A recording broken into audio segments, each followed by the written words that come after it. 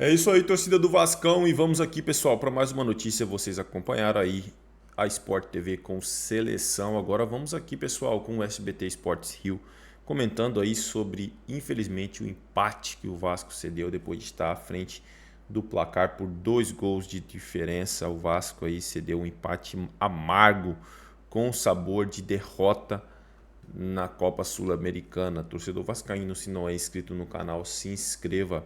Deixe seu like e o seu comentário, que isso faz uma enorme diferença pra gente aqui dentro da plataforma. Agora, sem mais enrolação, bora pro conteúdo. Foi o Carille que... Não, o Carille, ele deu um empate pro Melgar. Então, é o segundo. E jogada aérea? Não teve. Esse cara não era baixinho, era baixinho. O Vasco chegou a vencer por 3 Os a 1. caras cruzaram 60 bolas. Eu lembrei de você na hora, mano. 60! Fizeram 3 gols. Aí o que o Pedrosa deve estar xingando agora. Ai, gente, foi uma coisa horrorosa. E eu falei aqui, 3 a 1 pro Vasco amanhã. Tava toda feliz, falei, Tava indo. Quando começou o negócio, bota um zagueiro, bota 2, bota 3, bota 4. Eu falei, isso não dá bom geralmente no futebol, não. Não deu, cadê? Estreando na Sul-Americana em Arequipa, no Peru, o Vasco começou a partida indo para cima do Melgar. Coutinho ajeitou de fora da área e mandou no ângulo. Golaço do camisa 11 para abrir o placar. A resposta do time da casa foi em belo chute de Martínez para a defesa de Léo Jardim. E depois com Maurício Lemos tirando em cima da linha. Na sequência, Cabanilhas foi derrubado por PH dentro da área. Pênalti. Martínez foi para a cobrança, mas mandou para fora. E aí foi a vez de Coutinho brilhar de novo, com uma bela assistência para Verratti marcar o segundo do Vasco. Pouco depois, o Melgar diminuiu com Rodrigues. Já no segundo tempo, Nuno Moreira roubou a bola e encontrou Verratti, que chutou na saída do goleiro. 3 a 1. O que parecia um jogo tranquilo virou dramático após Facundo Castro subir de cabeça para marcar o segundo do Melgar. E já no finalzinho, mais uma vez na jogada aérea, Kenji Cabreira subiu livre para deixar tudo igual. Final, Melgar 3, Vasco também 3. Um empate amargo na estreia do Cruz Maltino na Sul-Americana.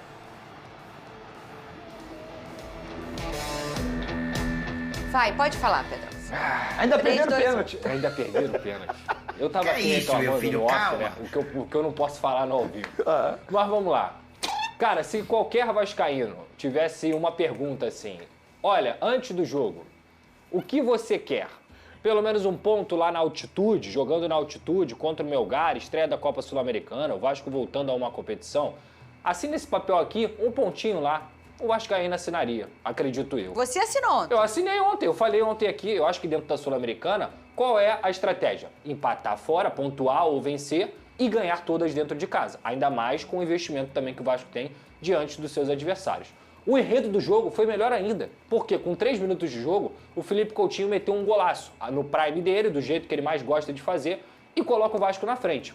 Aí beleza, o Vasco sofre um pênalti, naquele momento ali numa bobeira do Paulo Henrique. O Vasco, é muito importante citar isso, não dominou o jogo em momento algum. O Melgar foi o dominante durante toda a partida, tanto é que o Melgar teve 67% de posse de bola e 16 escanteios. O número de cruzamentos do Melgar foi 64, para ser mais exato, tá? Eles cruzaram a bola 64 vezes. E o Vasco, desde o início da partida, estava sofrendo no sistema defensivo, porque o Garré e o Nuno não estavam conseguindo acompanhar para poder fazer a dobra de marcação pelas laterais. Ou seja, o que estava acontecendo? Paulo Henrique e Lucas Piton sofrendo o tempo inteiro. Eles chegavam pelos lados, cruzavam a bola. Chegavam pelos lados, cruzavam a bola. Até que uma hora, depois de tanto ser bombardeado, eles chegaram pelo lado direito do Vasco da defesa, o Paulo Henrique fez um pênalti bobo. Perderam o pênalti. Sorte. Sorte porque perderam o pênalti, o melhor jogador dos caras. Aí o Vasco, magicamente, vai lá numa bola espetacular do Coutinho e consegue dar uma trivela pro Verratti. Um golaço. Mais um momento de genialidade do Felipe Coutinho e o Verratti chegando aí ao seu 12º gol na temporada. Com esse passe aí do Nuno. O Vasco toma o gol no primeiro tempo de uma bola aérea, totalmente bobeira. E no segundo tempo, olha só que beleza, o Carille ganha um gol de novo. 3 a 1 Vasco. Gente, o Vasco não jogou para fazer 3 gols, mas o Vasco conseguiu ser letal o suficiente para fazer 3 gols. O Melgar a todo momento continuou controlando a partida. Mesmo com 3 a 1 no placar, o que você faz? O Carille já volta, principalmente do intervalo, com as substituições feitas. Ele coloca o Ryan à direita e ele coloca também o Jair dentro da partida.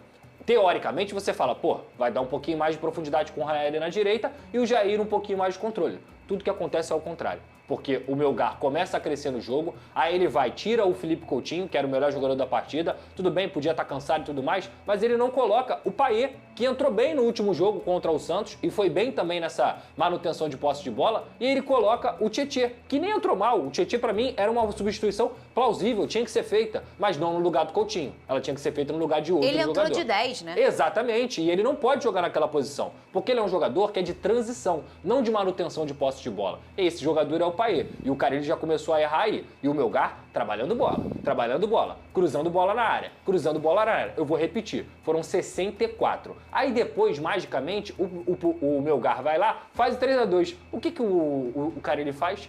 Troca o atacante que tinha feito 2 gols, o atacante que era referência, o atacante que era o cara que botava medo na defesa adversária, porque ele foi lá 2 vezes e fez 2 gols, ele tira esse cara com 3-2 e coloca um zagueiro. Um zagueiro que já não jogava há muito tempo, que era o Lucas Oliveira. O que aconteceu, meu amigo? O futebol, a bola pune. E vou repetir aqui o que eu falei. Não é só o cruzamento que aconteceu depois do cruzamento, não. O que o Vasco tinha que ter feito?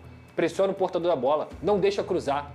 Não aconteceu isso. O Ryan ficou olhando, o Vasco entrou com o Adson também, o Adson não conseguiu fazer essa pressão. Teve uma bola pra mim que foi muito característica, quando a defesa do Vasco isola, ela volta lá pro goleiro adversário, e aí o Vasco sabe o que faz? Fica encaixotado na defesa. Ele não sai pra poder marcar, ele não sobe a linha, ninguém pressiona o portador da bola, e o Melgar vai lá e que? Cruza de novo, até que em algum momento o Lucas Piton, que foi bombardeado o jogo inteiro, e na bola que ele acaba perdendo ali, na bola aérea defensiva, o Vasco toma um gol. Quem devia estar marcando o atacante do Melgar? O zagueiro que entrou. O zagueiro não estava marcando o atacante. 3-3, e aí na minha visão, com todo respeito, o time que faz 3-1, fora de casa, na altitude, com os jogadores que o Vasco tem, o Vasco tinha que ter furado a bola. E quando eu falo furar a bola, é manter a bola, é ter a bola para si, é não dar nenhum tipo de chance para o adversário de que ele acha que pode empatar o jogo. E o Vasco fez totalmente ao contrário, por conta da retranca do Carille, por conta da postura do time dele. Eu não sou um cara que vou ficar aqui fora Carille, não gosto disso, acho que é um início de trabalho ainda. O que aconteceu no Campeonato Carioca é só um laboratório. Agora,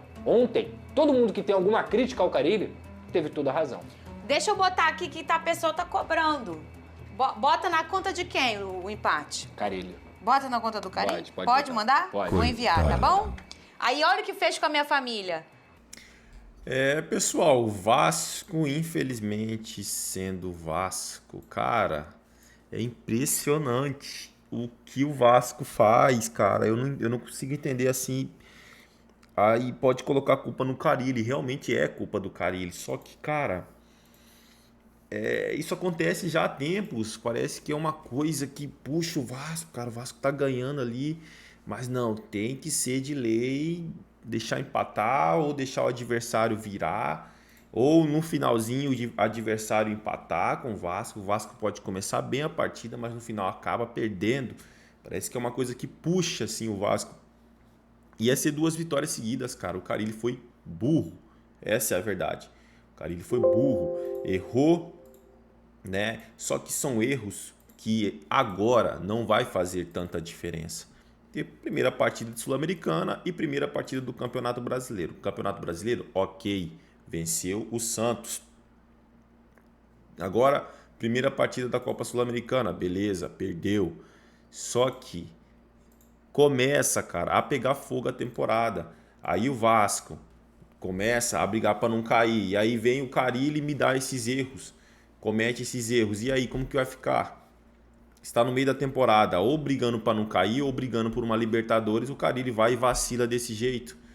E, cara, é sempre alguém vacilando no Vasco. Sempre. Quando não é zagueiro, é meio campo. Quando não é meio campo, é técnico. Sempre tem um vacilando no Vasco e isso prejudica muito, cara, os resultados do time.